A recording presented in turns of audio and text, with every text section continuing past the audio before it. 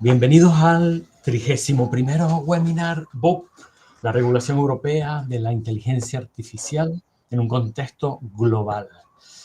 Agradecer a Carlos Romero Duplá, que lo tenemos con nosotros, por haber aceptado la invitación de la cátedra Caja 7, Universidad de La Laguna, de Big Data, Open Data y Blockchain. Carlos es consejero de transformación digital para la transformación permanente de España ante la Unión Europea y participa, iba a poner, ha participado, no participa, porque todavía, como nos contará ahora, están todavía ahí con el trabajo en la nueva normativa de inteligencia artificial, lo que se llama por ahí la IA Act, aprobada el viernes pasado. Nos encontramos en un momento apasionante, pero al mismo tiempo inquietante, ¿no? Hasta dónde podemos llegar, ¿no? Lo que respecta a la evolución de los sistemas basados en la inteligencia artificial. Con Carlos contactamos en junio pasado, no ha sido una cosa de estas últimas semanas, en junio pasado, y la idea era incluso que viniera aquí a la Universidad de La Laguna, en Tenerife, para, como siempre, aprovechar mucho más a que la presencialidad y no los webinars, que son mucho más fríos, ¿no? Pero es obvio cómo han estado de liados, etcétera, y agradecemos enormemente que Carlos haya podido estar en este webinar y tal como nos dijo ya en junio, ¿no? Bueno, un poquito repasando esto, igual Carlos también lo hace, hemos pasado desde abril de 2021, donde la Comisión propuso el primer acto regulador de la Unión Europea para la IA, hasta ahora, ¿no? El 23, diciembre del 23, donde ya el viernes pasado, después de un montón de horas, como nos comentará Carlos, y salen en las noticias por ahí, ya se llegó a un acuerdo, ¿no? El proyecto tiene como objetivo, el proyecto de ley tiene como objetivo garantizar que los sistemas de IA comercializados en el mercado europeo y utilizados en la Unión Europea sean seguros y respeten los derechos fundamentales y los valores de la Unión Europea. La verdad que esta frase la saqué de la nota de prensa del Parlamento y tiene mucha miga, ¿no? Muchas cosas aquí metidas, ¿no? Y para eso está Carlos, evidentemente, para que nos comente cómo ha salido la cosa, qué podemos encontrar en la ley y compararlo en el contexto global, ¿no? Sin más, paso la palabra a Carlos Muy y bien. pasamos las preguntas al final. Muchas gracias, Carlos. Fenomenal. Pues Gracias. muchas gracias, José Luis, y muchas gracias a la Cátedra Caja 7 por la oportunidad de, bueno, efectivamente, de contaros brevemente cuáles han sido, bueno, cuáles son los elementos fundamentales de este reglamento de inteligencia artificial. En realidad habría que traducirlo como reglamento porque propiamente es un reglamento europeo, que muchas veces se habla de la IA Act como ley de inteligencia artificial, es un reglamento de inteligencia artificial y que efectivamente básicamente acordamos el viernes pasado después de un trílogo. Trílogo es, como se llama en jerga europea, el diálogo entre las tres partes, los tres, Parlamento, Consejo y Comisión Europea, como árbitro neutral o honest broker, que se realiza diálogo para cerrar una propuesta legislativa. Fue el trílogo final del reglamento de inteligencia artificial y hasta ahora, y según los análisis de la negociación interinstitucional europea, el más largo. O sea, verdaderamente batimos un récord, 37 horas divididas en dos sesiones de 22 y 15. Seguimos esta semana. Efectivamente, José Luis, siento no haber podido ir a las maravillosas islas afortunadas de las Canarias en otra ocasión, pero efectivamente seguimos. De hecho, yo estoy ahora en una especie de lounge que hay aquí en el Parlamento Europeo. Estoy esta mañana en el Parlamento Europeo y seguimos no negociando, porque se terminó de negociar el viernes, pero sí trasladando los textos a los que llegamos, que cerramos, que acordamos el viernes, trasladándolo o confirmándolos y trasladándolos al papel, de tal manera que podamos continuar en el proceso de adopción de esta norma, que seguirá su normal discurso, su normal curso, ya durante la presidencia belga a partir del 1 de enero. El acuerdo político se alcanzó bajo presidencia española, pero ahora hay que cerrar los diferentes detalles del articulado y confirmar el acuerdo político en un comité de embajadores o denominado Coreper, que será seguramente a finales de enero, principios de febrero, como digo, ya bajo presidencia belga. El Parlamento tendrá que hacer lo propio, tendrá que votar el acuerdo político alcanzado el viernes en su comité, en sus dos comités, porque son dos comités competentes, LIBE e INCO, el de Libertades y el de Consumidores y del Parlamento, y luego en el plenario del Parlamento, que previsiblemente será en marzo o más bien en abril.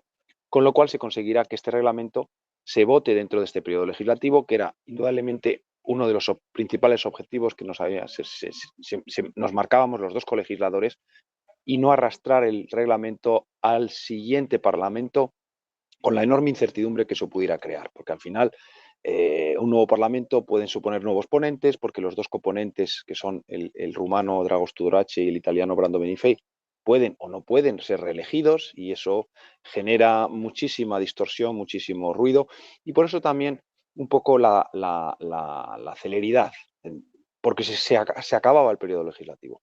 ¿Y por qué también? Pues porque Europa decidió, como bien has dicho antes, en abril de 2021, y ya sí ha sido previamente anunciado por la presidenta von der Leyen, que, como recordamos en su discurso de toma de posesión, yo creo que fue en su primer discurso en el año, allá por otoño de 2019, puso como uno de sus primeros objetivos, luego no se cumplió al pie de la letra, que en sus primeros 100 días de mandato de la presidenta von der Leyen propondría una norma sobre inteligencia artificial. Fueron un poco más de 100 días, porque la norma efectivamente se presentó en abril de 2021, pero efectivamente ya desde aquella época, desde el momento de la entrada de la Comisión von der Leyen, uno de los objetivos de Europa fue: vamos a ser el continente que antes ponga unas reglas básicas sobre la inteligencia artificial. La inteligencia artificial, como bien has dicho antes, es una suerte de disrupción tecnológica. Alguien lo ha equiparado a la invención de la imprenta. Yo creo que verdaderamente la inteligencia artificial, que a veces en una visión distópica algunos dicen, bueno, puede ser enormemente prometedora, pero enormemente destructiva. Se ha llegado también a comparar con la energía nuclear en cuanto a los efectos, bueno, beneficiosos por un lado, pero arriesgados por otro. Yo creo que más incluso la inteligencia artificial verdaderamente sí, bien utilizada, tiene enormes potencialidades y ventajas, pero hay que desarrollarla con ciertas cautelas y cierto cuidado. Sobre todo aquella inteligencia artificial que llaman inteligente, aquella que puede incluso llegar a superar las capacidades del ser humano. Teniendo en cuenta que vivimos en un mundo conectado, hay que tener cuidado también con los resortes, el funcionamiento de la propia inteligencia artificial. Y luego, aparte de otras, de alguna manera, yo diría, desafíos que plantea la inteligencia artificial en cuanto a la sustituibilidad en el mercado de trabajo, en cuanto de alguna manera también en cuanto a la capacidad de generación infinita de contenidos, pero que se puede en determinado momento aplicar, por ejemplo, a la desinformación, en cuanto a los efectos que tiene sobre la propiedad intelectual. La inteligencia artificial marca muchos desafíos, pero también, por otra parte, marca muchas ventajas. Es decir, las ventajas que genera la inteligencia artificial en términos de capacidades, de eficiencia, de resolución de cuestiones, de problemas, por ejemplo, en el ámbito de la salud. Alguien incluso ha llegado a decir que la combinación entre el uso de la inteligencia artificial y el uso, por ejemplo, de tecnologías cuánticas, en cuanto a la potencialidad que tienen, puede llegar a, decían algunos, a curar el cáncer, ¿no? Por poner un ejemplo, ¿no? Verdaderamente la inteligencia artificial puede tener potencialidades positivas muy, muy buenas. Pero volviendo a lo que decía antes, Europa, ante este desafío que plantea la inteligencia artificial como una tecnología fuertemente disruptiva, dijo, vamos a poner unas reglas. Pues ¿por qué? Porque Europa, ese es un poco es el valor. Algunos dicen, bueno, es que Europa renuncia. El otro día también se leía unas declaraciones del presidente Macron, cuidado, no puede ser buena idea el regular tanto, nos coloca en una situación competitiva, una desventaja competitiva con otros continentes, pero tenemos que tener en cuenta que no podemos renunciar a ser europeos. Es decir, Europa es un continente que también es un continente de valores, es un continente de derechos, es un continente de valores. Es decir, Europa quizá no ha ido tan rápido como otros continentes en algunos aspectos económicos y de desarrollo económico, pero también Europa, vuelvo a decir, es que es Europa y nosotros no podemos renunciar a nuestra herencia y, por tanto, sí, igual que en su momento se hizo con la famosa normativa de protección de datos, que ha marcado una pauta histórica en otros continentes y se ha seguido después. En inteligencia artificial teníamos el reto de hacer lo mismo. Es decir, sí desarrollar la inteligencia artificial, sí promoverla, sí fomentarla en cuanto a su eficiencia, pero bajo unas pautas, bajo unas reglas. La propuesta de reglamento que se presentó en abril de 2021 y que hemos estado negociando bajo, bueno, casi 5 presidencias, teniendo en cuenta que la presidencia portuguesa inició su estudio, luego la presidencia eslovena lo continuó con unos primeros compromisos, la presidencia francesa le dio un importante impulso con otros 3 compromisos, la presidencia checa del Consejo fue la que consiguió la posición del Consejo sobre el reglamento en diciembre del 2022. La presidencia sueca no hizo nada porque el Parlamento todavía no había adoptado su posición y al votar su posición en junio de 2023 ha sido la presidencia española la que ha iniciado y ha concluido, felizmente concluido, las negociaciones con el Parlamento Europeo. Este reglamento, como digo,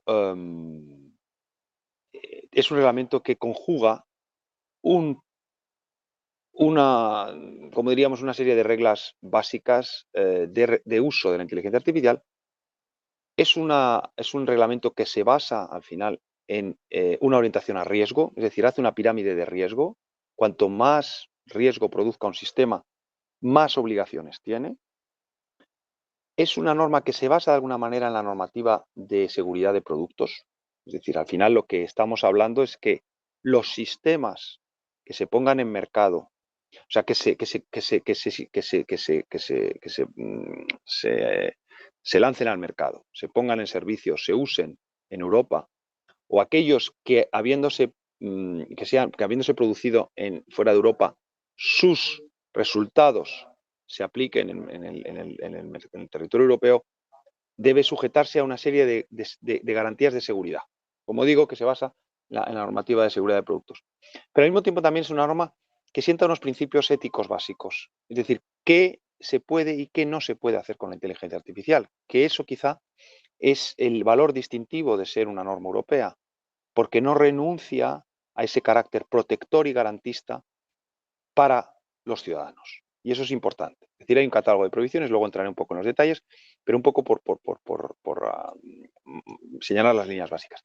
Y poniéndolo también en un contexto internacional, esto se produce en un momento en el que, sobre todo por el auge enorme de lo que se llama la inteligencia artificial generativa, que se produjo sobre todo a partir de las navidades de este año, a partir de enero de 2023, con todo el auge del famoso chat GPT. Es decir, en diferentes áreas geográficas de alguna manera se ha puesto un poco el acento en la necesidad de regular. Es decir, la famosa carta de los expertos y de algunos advirtiendo de los riesgos de la inteligencia artificial.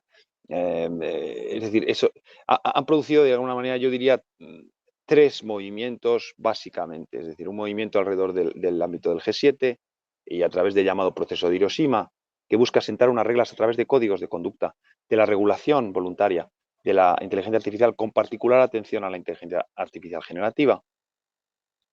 Los movimientos que se han producido también en Estados Unidos con la administración Biden, que han dado lugar recientemente a la presentación de una orden ejecutiva. Orden ejecutiva, cuando un presidente de Estados Unidos adopta una orden ejecutiva, es que es necesaria, es que ve que es necesario adoptar una suerte de regulación que, vamos a ver, no es legislación en puridad, pero que la urgencia del tema hace que el presidente adopte esta orden y lo adopta. Y esa orden ejecutiva tiene una orientación sobre todo de seguridad y dirigida también a los grandes sistemas de inteligencia artificial. Luego hablaremos de este tema. Pero ya en Estados Unidos se empieza a hablar de la posibilidad de adoptar una regulación, una ley, una bipartisana, que posiblemente seguiría, y por eso también era importante adoptar cuanto antes estas reglas en Europa, seguiría el modelo europeo, porque de alguna manera estamos hablando de un fenómeno global. Por tanto, no tiene sentido que unas regiones regulen en una dirección y otras regiones regulen en dirección contraria. En China, indudablemente, también fue noticia hace unos meses que el partido, que China, el gobierno, iba a decir el Partido Comunista, porque la legislación que se ha adoptado allí ha sido una legislación muy estatalista, muy controladora, pero también una regulación de seguridad. Y luego hubo hace poco el famoso encuentro, la famosa conferencia sobre seguridad e inteligencia artificial en Reino Unido, en Bletchley Park, la residencia donde en la Segunda Guerra Mundial Alan Turing descifró el famoso enigma. El gobierno británico eligió esa sede para hacer su conferencia de seguridad sobre la inteligencia artificial. Y también se adoptó una declaración y se iba a tener continuidad esas conferencias de seguridad sobre la inteligencia artificial. La siguiente será en Francia en el próximo semestre. Vuelvo a decir que, por tanto, el reglamento se adopta en un contexto internacional donde hay una cierta, bueno, no iba a decir preocupación, pero sí una cierta ocupación en establecer unas pautas y unas reglas. ¿Qué hace este reglamento? Y un poco voy a intentar ser lo más detallado posible en la exposición de lo que contiene el reglamento. Bueno, pues en primer lugar lo que hace el reglamento es definir qué es la inteligencia artificial.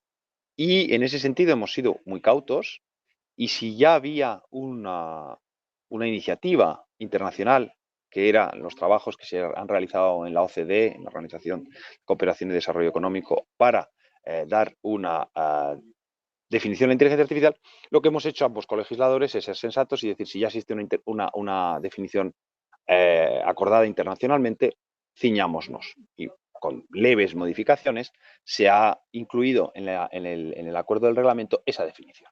Evidentemente, luego, con una serie de considerandos que explican, bueno, pues en su sistema basado en el aprendizaje de máquina, que no es software, que evidentemente partiendo de una serie de elementos produce recomendaciones, decisiones, los elementos humanos, los elementos que se aportan a través de unos objetivos que se señalan por un ser humano. Es decir, contiene una serie de elementos que definen lo que es la inteligencia artificial. A continuación, lo que hace el reglamento también es establecer el marco temporal, el marco geográfico, el marco temporal, el marco geográfico, el marco temporal también, pero luego me referiré a ello. El marco geográfico, es decir, como decía antes, se aplicará a aquellos sistemas que se pongan en mercado, se pongan en servicio o se usen en el territorio europeo, o aquellos que poniéndose en el extranjero, que provenientes del extranjero, sus resultados se produzcan en territorio europeo. Establece también importante unas excepciones de aplicación a los sistemas de defensa, los sistemas militares y los sistemas de seguridad nacional. Esos sistemas no entran en el ámbito de aplicación del reglamento por una básica razón de seguridad. Pero al mismo tiempo se aclara también que aquellos sistemas de uso dual, que se llaman de uso dual, doble uso, si se usan para fines que no son de defensa o militares, están sujetos al reglamento o de seguridad nacional, pero si se usan para fines militares de defensa o de seguridad nacional, no están sujetos al reglamento. A continuación, importante también el famoso artículo 5, que es el artículo de las prohibiciones. Es decir, establece qué se puede y qué no se puede hacer con sistemas de inteligencia artificial. Están prohibidos los sistemas de inteligencia artificial que realicen el llamado social scoring, es decir, la categorización social, que engañen o defrauden o sirvan para defraudar o engañar a las personas, con particular atención a las personas vulnerables. También aquellos que realicen, por ejemplo, una categorización biométrica en función de opiniones políticas, religiosas, pertenencia a sindicatos, vida sexual, orientación sexual. En este caso, también se exceptúan aquellos sistemas que, realizando una categorización biométrica en base a esas situaciones, se pueden utilizar para la investigación de crímenes en el marco del cumplimiento de la ley. Se prohíben también los sistemas de reconocimiento emocional en la escuela o en los lugares de trabajo. Es importante porque hemos visto ejemplos verdaderamente aberrantes en China de sistemas que se están utilizando allí para reconocer reconocer a veces no el cansancio, pero la alegría o la tristeza de un estudiante, con cosas.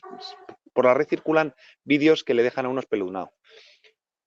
Aún así, por ejemplo, y el diablo está en los detalles, como dicen muchas veces, aquellos sistemas que, por ejemplo, busquen la seguridad, y se ha puesto siempre el ejemplo del piloto de aviones, detectar cuando un piloto está cansado, esos no están incluidos en la prohibición, esos se están permitidos, porque también, evidentemente, hay que ser moderado en esa dirección.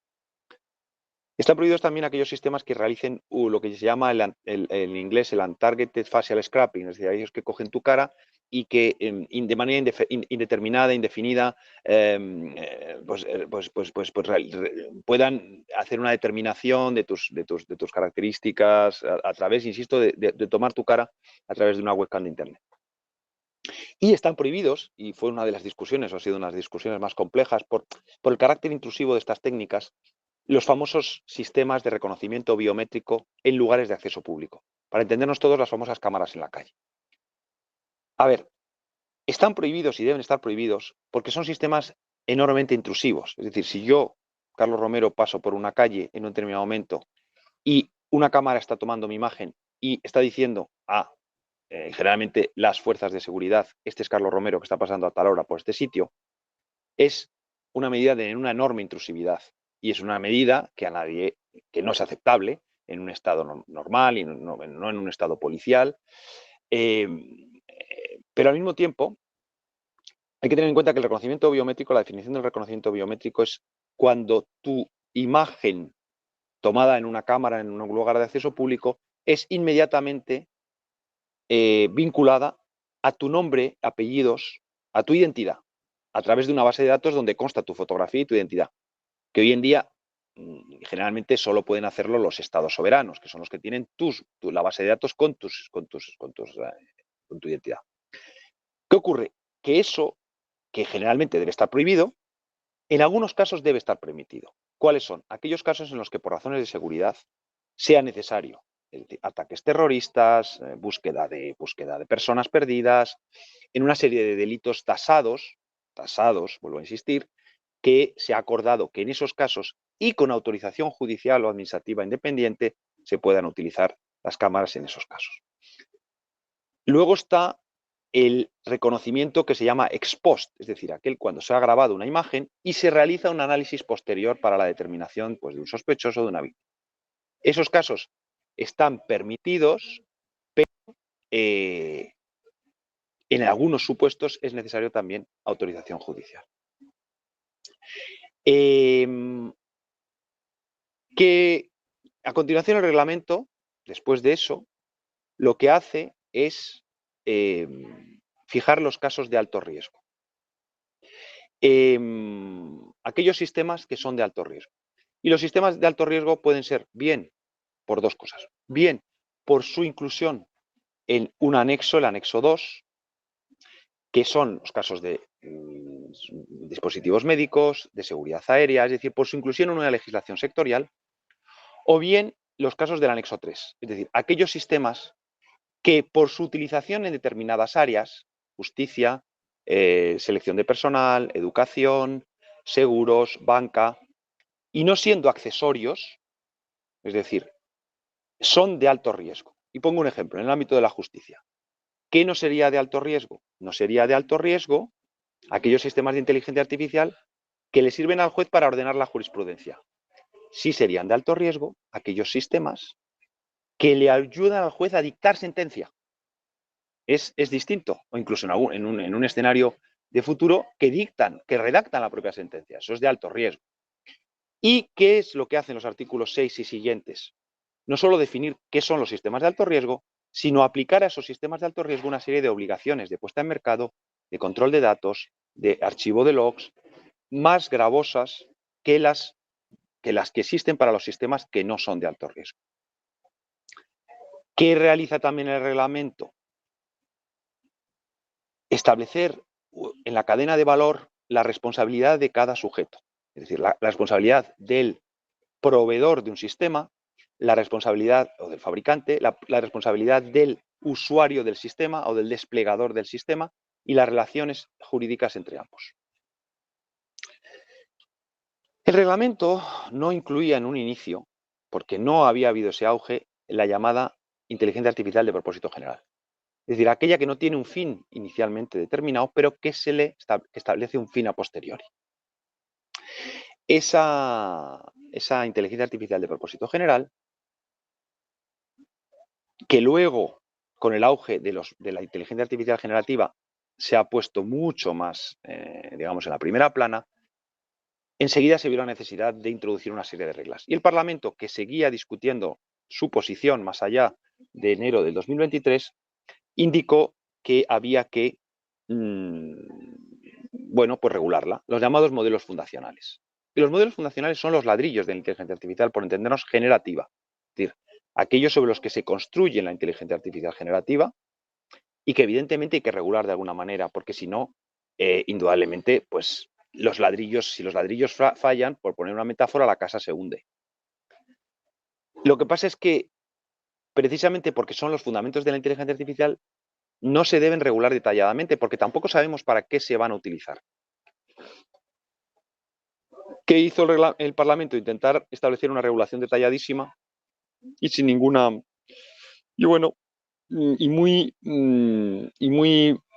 digamos, sin ninguna distinción entre los diferentes tipos de modelos. ¿Qué es lo que hemos hecho al final? Pues establecer unas obligaciones básicas para todos los modelos, es decir, que fundamentalmente son de transparencia y documentación. ¿Por qué? Porque, como digo, sobre esos modelos son sobre los que se van a construir los sistemas y, por tanto, es necesario que quienes desarrollen los sistemas conozcan sobre qué modelos se fundan esos sistemas. Y luego distinguir aquellos modelos fundacionales más capaces por las capacidades computacionales, sobre todo. Yo no soy ingeniero, soy abogado, pero bueno, supongo que entre tantos ingenieros, los famosos flops, y por el número de usuarios y por el impacto que tienen, puedan devenir sistémicos. Y eso se llama los modelos fundacionales de propósito general muy de alto impacto. Esos modelos tienen unas obligaciones, están obligados no solo a la documentación y a la documentación técnica, sino que tienen obligaciones de ciberseguridad, de evaluación de riesgos, y en general también hay obligaciones de propiedad, de protección de propiedad intelectual, en general en los modelos. ¿Cómo se definen esos modelos sistémicos? A través de actos delegados que la comisión podrá actualizar. Porque si, por ejemplo, hoy, con un umbral de 10, 26 flops, el otro día 10, 26, 20, 25, que es lo que hemos acordado, el otro día alguien me decía, solo Gemini de Google lo supera, el avance enorme en las capacidades computacionales en los próximos meses puede ser tal que a lo mejor 10, 25 flops se queda muy corto en los umbrales y hay que elevar el umbral y por eso se permite a la comisión la posibilidad de adaptarlo. Hago un paso aquí para decir que el reglamento, si sigue su curso normal, debería entrar en vigor en verano. Pero luego hay un periodo de aplicación para dar a los estados y a las empresas la capacidad de adaptarse, que son 2 años. Pero claro, en 2 años la inteligencia artificial es que va a ser, el avance puede ser enorme, puede ser de una celeridad infinita. Y por eso hay muchas cláusulas en la norma que permiten la actualización, la puesta al día, la revisión a través de las diferentes etapas. Importantísimo en una norma que debe ser, como muchas veces decimos, a prueba de futuro, ¿no? Importante también en el reglamento de inteligencia artificial toda la parte de gobernanza, la llamada gobernanza. Es necesario que, sobre todo para los modelos fundacionales y los modelos fundacionales de riesgo sistémico, se establece una gobernanza a nivel europeo. Y por eso se crea en el seno de la Comisión una oficina de inteligencia artificial, que tiene por objeto realizar esa supervisión de los modelos, ese diálogo, porque además la regulación de los modelos se hará en una regulación, como diríamos, amistosa con la industria, que es a través de códigos de práctica. Los códigos de práctica no son códigos de conducta, es decir, no son códigos de conducta con una suerte de autorregulación que la industria se fija a sí misma. Son códigos que deben de redactarse conjuntamente con la comisión, con participación de la industria, pero que obligan y vinculan a quienes se adhieren a ellos, con lo cual es una suerte de corregulación más que de autorregulación. Es positiva porque no se fijan las reglas duras en el reglamento, sino que se fijan unas obligaciones que se cumplirán detalladamente a través de esos códigos de práctica. Pero tampoco es una regulación blanda, una autorregulación que dejaría en manos de la industria la regulación de estos modelos fundacionales. Por eso he hecho el vínculo con la gobernanza, porque esa oficina de inteligencia artificial va a ayudar en la redacción de esos códigos de práctica. Pero luego habrá autoridades nacionales de supervisión, autoridades de vigilancia de mercado, que deberán de ejercer las diferentes facultades de control de los sistemas en cada país.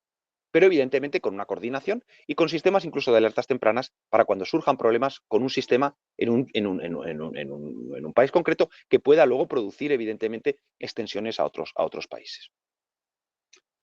Importante también en el reglamento es la parte de la innovación.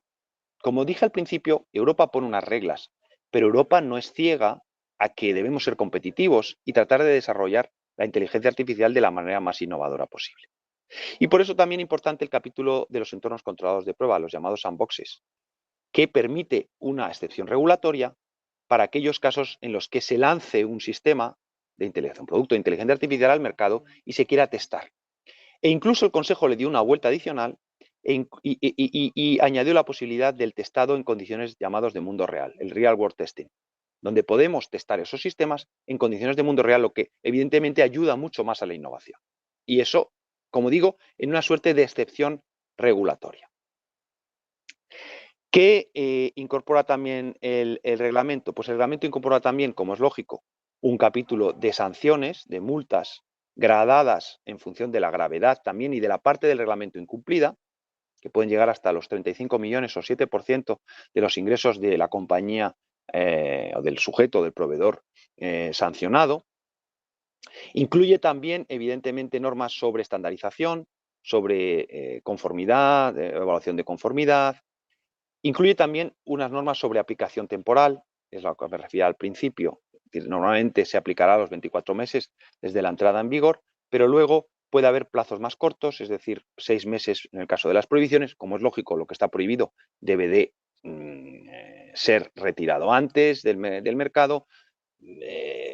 12 meses para los sistemas de alto riesgo y 24 meses en general para todo, también con un vacacio de 36 meses para determinados artículos o preceptos que requieren de una evaluación más detallada. En definitiva, creemos que es un reglamento bastante equilibrado, que incorpora como digo, la aproximación, la visión europea de la inteligencia artificial, pero al mismo tiempo no renuncia a ser innovador, que se enmarca dentro de un conjunto global o amplio internacional de regulación proporcionada de la inteligencia artificial y que bueno, que esperamos que se apruebe, como digo, en el próximo mes y que marca una cierta impronta. José Luis, yo no me ha tenido exactamente, yo creo que he hecho una exposición un poco más corta de la que a lo mejor esperabas, pero creo que es interesante también que haya a lo mejor un poco de debate y a vuestra disposición, por supuesto, para aclarar cualquier tipo de dudas. Muchas gracias. Carlos, muchísimas gracias. Yo creo que ha estado genial porque te has centrado, yo creo que en las partes importantes y además explicado para todo el mundo, ¿no? Porque eso debe ser súper complejo. Pasamos al turno de preguntas. Si alguien quiere hacer alguna pregunta, podríamos, o que la haga por el chat, o puede abrir el micro y Pedro Meseguer podría, si quiere abrir el micro y... Buenos días. ¿Se me oye? Sí, ¿no? Muy bien. Muy bien. Oye, muchas gracias por tu presentación. Mira, yo soy investigador en inteligencia artificial y tengo la curiosidad de qué pasos vais a tomar o se han tomado ya sobre los llamados sistemas de caja negra, sobre los sistemas de aprendizaje profundo. Vale, buena pregunta, Pedro, porque yo creo que el reglamento no hace ninguna mención particular a estos sistemas. Tendría que revisarlo, pero yo creo que no se hace ninguna mención particular. Creo. Vale, alguna pregunta. Aquí hay una pregunta en el chat que la leo. Miguel Aldana Muñoz. Buenos días. En un mundo cada día más global, se ha tenido presente que la Unión Europea somos en torno al 5% de la población mundial y el 95% restante se va a regir por otro tipo de normas posiblemente más flexibles. Bueno, es a lo que me refería. Es decir, nosotros marcamos una impronta, una pauta regulatoria inicial que lo que esperamos es que luego sea seguida por otros entornos geográficos. Lo que digo, la primera prueba serán los Estados Unidos. Es decir, en cuanto ellos desarrollen su propia legislación, lo normal es que nos sigan. Y además, en este caso, no creo que haya por ejemplo, con el ámbito de la protección de datos, los Estados Unidos no han seguido en la aproximación regulatoria, pero se han tenido que adaptar a través de las famosas decisiones de adecuación. Aquí yo creo que pueden seguir una aproximación parecida y lo normal es que en otras áreas geográficas se haga lo mismo. Incluso está habiendo casos en Latinoamérica que están planteando la posibilidad de seguir la vía europea. Yo creo que es razonable. Perfecto. Más preguntitas las pueden ir poniendo en el chat o abren micro. Yo tengo una acerca de todo el tema de la propiedad intelectual, ¿no? Ahí entiendo que hay mucha tela, ¿no? Con todos los sistemas generativos, ¿cómo es el tema? Bueno, ahí lo que estamos pactando es primero que los desarrolladores de sistemas generativos tienen que asegurarse de cumplir la normativa de propiedad intelectual. Tienen además, sobre todo, muy importante la transparencia de los datos de entrenamiento con los que usan para sus sistemas en cuanto a ofrecer un sumario suficientemente detallado de esos datos de entrenamiento. Y yo creo que básicamente esas son unas reglas. Lo que pasa es que yo creo que en este ámbito, como en otros, puede luego ser necesaria una legislación sectorial. O sea, el reglamento de inteligencia artificial hay que tener en cuenta que es un reglamento horizontal, que luego evidentemente puede dar lugar a desarrollos sectoriales que seguramente puedan ser bienvenidos. Perfecto. Mira, Elena Sánchez de la Universidad de La Laguna, porque la conozco, contempla el reglamento reglas específicas de protección de personas consumidoras. Bueno, vamos a ver, sí, y de hecho, claro, si ahora entramos en alguna pregunta, entro en algunos detalles que antes no también un poco en pos de un poco de la brevedad y la eficiencia. Incluye varias disposiciones en favor de los consumidores. He olvidado mencionar antes una parte muy importante que es la relativa a la transparencia. Es decir, a la necesidad de que cuando, sobre todo en el ámbito de la inteligencia artificial generativa, se genere un contenido, ese contenido se sepa que se ha generado por inteligencia artificial, a través de un marcado, de un etiquetado, que no sea evidentemente intrusivo, si estamos hablando de una película o de tal, o de un texto, pero que se sepa que eso se ha generado por inteligencia artificial. Evidentemente, hay que salvaguardar a veces la posibilidad de, pues eso, de imágenes sarcásticas, de imágenes de humor, pero que se sepa. Eso es importante. Por otra parte, hay una serie también de medidas, de remedios, de lo que se llama la explicabilidad. Es decir, cuando una decisión se adopta por un sistema de inteligencia artificial, ¿cómo se explica y por qué? Yo tengo necesidad. La necesidad de entender y la necesidad de poder reclamar ante una decisión adoptada por un sistema de inteligencia artificial. Importante también que olvidé señalar antes, vinculado también a las garantías con los ciudadanos. Se incluye una evaluación de derechos fundamentales en el despliegue de aquellos sistemas de inteligencia artificial por parte de las autoridades públicas o en banca y seguros. Eso es importante, es decir, a qué ciudadanos va a afectar, cómo va a afectar. Se quiere evitar lo que ocurrió, si os acordáis, hace un par de años, yo creo, que incluso provocó en aquel momento la caída del gobierno holandés, de aquellos sistemas de inteligencia artificial que habían estado dando ayudas y habían producido sesgos discriminatorios en función de los receptores de las ayudas a inmigrantes, ¿no? Eso es lo que se quiere evitar. Es decir, y por tanto, las administraciones públicas particularmente afectadas deben hacer esa evaluación de impacto de derechos fundamentales y luego hacer un seguimiento. Genial. Perfecto. La verdad que me encanta cómo contestas, directo al grano. Sí. Bueno, directo. ¿Cómo tiene Me que quedo, ser? perdón, Pedro, le preguntaré a mi compañero, en el equipo somos dos negociando, yo el abogado y él el ingeniero. Me he quedado con lo de las cajas negras y el aprendizaje profundo y se lo voy a preguntar porque a lo mejor... Gracias por tu... Es que, en cierto modo, Sí. cuando has mencionado ahora el tema de la explicabilidad, esto está muy conectado con el tema de las cajas negras. Y es que la IA generativa, gran parte de la IA generativa, ChatGPT, vamos, es una caja negra, es una enorme caja negra que tiene 175.000 millones de parámetros. Entonces, ¿cómo explicas todo esto? ¿No?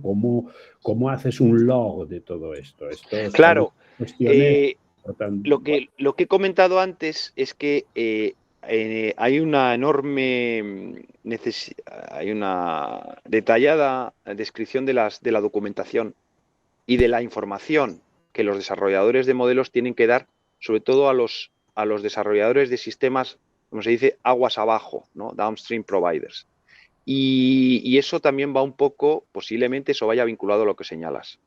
Porque es fundamental, es lo que señalaba antes, que tú seguramente lo entenderás mucho mejor por ser investigador y que yo todavía a veces, es decir, esos ladrillos, esos modelos fundacionales que son los ladrillos de los sistemas, tienen que saber o poder entenderse por quienes luego los van a utilizar para construir sus sistemas sobre ellos. Y sobre todo si hay algún problema de seguridad de esos ladrillos, de esos modelos, que evidentemente luego se pueda saber dónde está el fallo, ¿no? Entonces yo creo que ahí, posiblemente también por ahí vaya la respuesta a tu pregunta.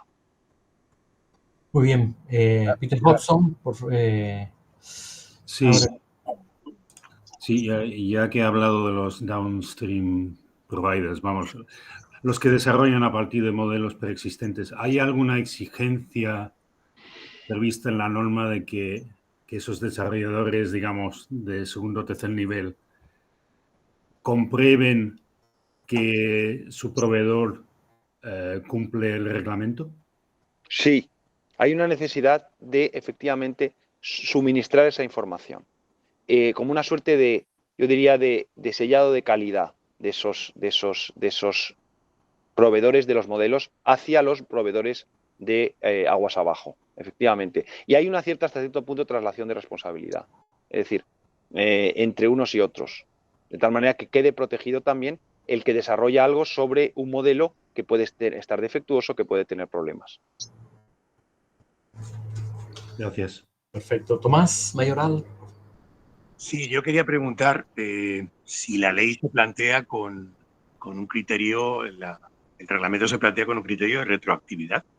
Es que esos modelos fundamentales ya han sido entrenados, han utilizado contenido con copyright, según se ha demostrado en numerosas publicaciones periodísticas. ¿Se les va a prohibir a esos modelos fundacionales operar o se van a ver afectados las entidades o las empresas que puedan utilizar los modelos fundacionales para desarrollar los modelos propios? Es que, claro, es como si la inteligencia artificial empezara ahora, pero la inteligencia artificial ya empezó hace tiempo. Sí, efectivamente. Ahora llega el reglamento. No, buena pregunta, Tomás. Efectivamente, la idea es que se aplique a los sistemas que se desarrollen o se modifiquen sustancialmente después de la entrada en vigor. Cabe entender que cualquier sistema que esté ahora en vigor se va a modificar sustancialmente en un plazo corto de tiempo. Con lo cual ahí hay un enganche en cuanto a la retroactividad ya bastante efectivo, que permitirá que todos los sistemas que se vayan adaptando vayan entrando dentro del ámbito de aplicación. Es fundamental porque efectivamente si no estaríamos un poco pues regulando insuficientemente. Perfecto. Por orden de llegada. Elena, abres micro y lo comentas. Creo que es más fácil. Vale, perdón, pero es que tengo la voz así un poco tomada. Bueno, yo soy jurista, Carlos. Muchas gracias por tu intervención. Lo que pasa es que soy profesora de Derecho Civil, con lo cual se me escapan algunas cosas tecnológicas, ¿no? Pero claro, estamos todo el día con la protección de datos, el Reglamento Europeo de Protección de Datos, y resulta que ahora vamos a tener esta inteligencia artificial tremenda, generativa, como se llama, que por eso no sé yo muy bien si mi pregunta tiene sentido o no, pero ¿cómo vamos a compatibilizar el uso de esta IA generativa con el Reglamento de Protección de Datos? Es decir, ¿cómo vamos a proteger los datos frente al uso masivo de datos que hace la inteligencia artificial? Porque eso va a ser un desafío importante. Completamente de acuerdo, pero es que precisamente lo que hace el reglamento es hacer múltiples referencias a la protección de datos personales y incluye a las autoridades de protección de datos entre las autoridades supervisoras, precisamente porque, claro, los sistemas se basan en datos y, por tanto, no se puede renunciar a toda la capa de aplicación de la normativa de protección de datos. Hay una coordinación perfecta entre una norma y otra y hay una intervención directa de las autoridades de protección de datos en varios de los ámbitos del reglamento, a través no solo de su capacidad supervisora, pero también de su capacidad de asesoramiento. Se genera también un board, una comisión, vamos a llamar, de inteligencia artificial con representantes de Estados miembros y con diferentes autoridades, incluidas las de protección de datos, que van a ser un poco las que asesoren sobre el desarrollo del reglamento a la Oficina de Inteligencia Artificial. Muy bien, pero va a ser un desafío, ¿no? Porque... Bueno, va a ser un desafío, pero es algo que se contempla, se contempla. Sí. Muy bien, muchas gracias. Carlos en el chat también puso una, lo pasamos a Chari y algunos más que quedan por ahí. Carlos Trujillo, ¿puedes comentarla? ¿Se me escucha, José Luis? Sí, perfectamente, sí. Carlos. Vale. ¿Qué tal? Muy buenas, Carlos. Pues yo, igual que Elena, soy también jurista, soy compañero de Elena de Derecho Civil. Y mi pregunta va volviendo un poco al tema de la propiedad intelectual que planteaba José Luis antes, y es si el reglamento contempla o se ha planteado para incorporar quizás en un medio o largo plazo alguna modificación en todo lo que tiene que ver con la autoría de obras creadas por sistemas de inteligencia artificial, sobre todo cuando crean obras derivadas contando con autorización de los titulares de las obras originales, desde el punto de vista de cómo se pueden explotar y proteger a posteriori esas obras. Se incluye un poco lo que he señalado antes, pero como también como estaba José Luis, me parece imperativo que en la próxima legislatura se aprueben normas sectoriales en este ámbito, porque los retos que plantea la inteligencia artificial en la propiedad intelectual es decir, era imposible acogerlos en un reglamento que tiene esta horizontalidad tan grande.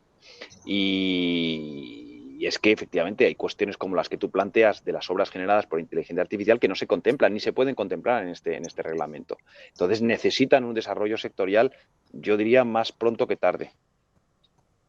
Gracias. Perfecto. Pepe Sánchez, ¿puedes hablar o lo hago por el chat? Hola, buenos días, Carlos.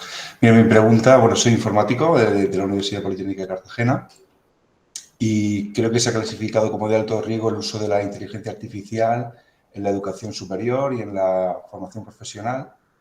Entonces, en este sentido, pues, ¿cuáles son los límites o la pregunta es cuáles son los límites o las condiciones del uso de la inteligencia artificial en el marco de la educación, en concreto de la educación superior? Y bueno, de hecho, dado que pedimos títulos oficiales, pues, ¿cuáles son esos límites y por qué se clasifica de esa manera? Claro, yo diría los que están vinculados alrededor de los conceptos que antes he señalado, es decir, la transparencia, la no existencia de sesgos discriminatorios, la explicabilidad, los requisitos de documentación técnica de esos sistemas de alto riesgo. Es decir, al final todos esos requisitos, ¿no?, que hagan que esos sistemas que se usen pues se puedan entender y no adopten medidas, el control humano, es decir, es que luego hay muchas otras cosas en el reglamento que también en aras de la eficiencia no he entrado, pero bueno, encantado ahora de las preguntas porque están surgiendo cuestiones que se pueden, ¿no? Hay una regla que lo que dice es un poco, debe haber doble comprobación humana respecto a las decisiones que adopte un sistema en principio, sobre todo en aquellos ámbitos que produzcan una consecuencia, un efecto sustancial. Bueno, pues evidentemente todos esos son los requisitos que aplican a estos sistemas de alto riesgo, como en la educación y la formación profesional. Yari, perdóname, creo que te tocaba antes, pero... Sí, buenos días, gracias por darme paso. Mi pregunta va un poco por el tema del reconocimiento biométrico, que ahora dijo usted, Carlos, que tenía que ser con autorización judicial. ¿Qué pasa de aquí para atrás con las grandes tecnológicas que tienen todos nuestros datos biométricos, que los han usado para desbloquear dispositivos, tienen nuestro reconocimiento facial, tienen nuestra huella dactilar? Toda esa información biométrica nuestra está en bases de datos. Tenemos derecho al olvido, se le va a pedir a las tecnológicas algún tipo de, pues no sé, de auditoría al respecto. Muchas gracias, muy interesante Vale, vamos a ver, aquí hay que diferenciar dos cosas. El reconocimiento en lugares de acceso público, que es enormemente intrusivo, por cámaras en la calle, que ese es el que se prohíbe, y la verificación de identidad. La verificación de identidad, que es la que yo hago para acceder a un servicio, eso no está incluido en el concepto de identificación biométrica. Primero, porque eso no es un lugar de acceso público. Segundo, porque es para una verificación que se hace para que yo acceda a un sitio o acceda a un servicio, o como mi huella, como cuando yo pongo la cara delante del teléfono. Eso no está incluido en el ámbito del reglamento. En cualquier caso, muchas de estas cuestiones, tú mencionabas el derecho del olvido, eso está contemplado ya por la legislación de protección de datos, que como también he señalado antes, es plenamente compatible con esta legislación. La una no corrige a la otra. Todo lo que se haga en virtud de sistemas de inteligencia artificial debe respetar la protección de datos. En el ámbito que tú señalabas, por ejemplo, el famoso caso Mercadona, aquel caso de los delincuentes reincidentes de robo, que los supermercados de Mercadona utilizaban sus imágenes para controlar su entrada en sus supermercados y que luego fue Mercadona multada, porque eso está prohibido por la legislación de protección de datos, aplica plenamente. Y de hecho, posiblemente haya en el reglamento alguna mención a esa jurisprudencia, para que se vea claramente que la una cosa no quita la otra. Es decir, igual que nosotros no podemos, porque hoy en día tampoco es tan extendido el que empresas privadas tengan tu base de datos y te identifiquen en una cámara de acceso público. Eso generalmente lo suelen hacer solo los estados miembros, los estados soberanos, perdón. Sí que en cualquier caso está prohibido por la legislación de protección de datos y eso aplica de cualquier manera. El reglamento de inteligencia artificial en ese sentido no corrige, no modifica la legislación de protección de datos. Gracias. aclarado. Muy bien. Carlos. Sí, perdón, de nuevo. Igual esto ya lo has contestado porque me incorporé un poco ya comenzada la intervención, pero por si acaso. Y es si el reglamento contempla alguna previsión en todo lo que tiene que ver con el uso de la tecnología deepfake, sobre todo más allá de decir esto está hecho con deepfake, sino que se plantea restringirlo, prohibirlo en relación con determinados sectores de la población. Estoy pensando sobre todo menores de edad o no. El deepfake manipulativo está prohibido, por entendernos. Eso está en el artículo 5, claramente. Vale, perfecto. Directo, así, genial. Es lo que hay. Muy bien, ¿hay alguna cosita más? A ver, si no ya vamos acabando, que Carlos tiene un Tengo lío. que volver a las negociaciones, que me están llamando por teléfono mi colega, el ingeniero, y no sé si hay lío. O sea, que tengo que volver a la sala de negociación. Bueno, desde aquí, desde Tenerife, si necesitas un kilito de gofio, te lo mandamos, ¿eh? Gracias. Oye, Gracias, José Luis. agradecerte la predisposición siempre dentro de lo que ha cuadrado. Has estado muy abierto y con ganas de contarnos todas estas cosillas y agradecértelo de verdad porque el tiempo tuyo y bueno, como están ahora estos días más, ha sido la verdad que espectacular y nos ha encantado la exposición, rápido, directo al grano y bueno, ahora empieza el debate y empieza Efectivamente. la discusión. Muchísimas gracias. Pues muchas gracias a vosotros, José Luis, ha sido interesantísimo. Yo creo que me alegro de no haber sido muy extenso en la exposición porque efectivamente ha generado luego un vivo debate, un intenso debate, que es lo que yo creo que muchas veces es más interesante en este tipo de intercambios. Y a vuestra disposición. Y por favor, seguid el reglamento, alimentad el debate. Creo que va a ser una norma, como dicen los ingleses, work in progress, que se va a ir generando a través de la aplicación. Y yo creo que es muy importante que todos los interesados, la sociedad civil, la academia esté vinculada y esté, digamos, metida en su proceso de evaluación permanente. Perfecto. Carlos, un abrazo muy fuerte y muchas gracias. A la lucha. Muchas gracias, efectivamente. Gracias. Venga. Un abrazo. Nada, hasta luego. A los demás les emplazo a otro webinar de la semana que viene, que es Ética e Inteligencia Artificial. Hablaremos de temas un poquito más técnicos, de cómo se podría hacer algún tipo de control de toda esta normativa. Un abrazo, Carlos. Un abrazo, gracias. Gracias Hasta por luego. todo. Gracias. Muchas gracias. Gracias a todos. Buen día.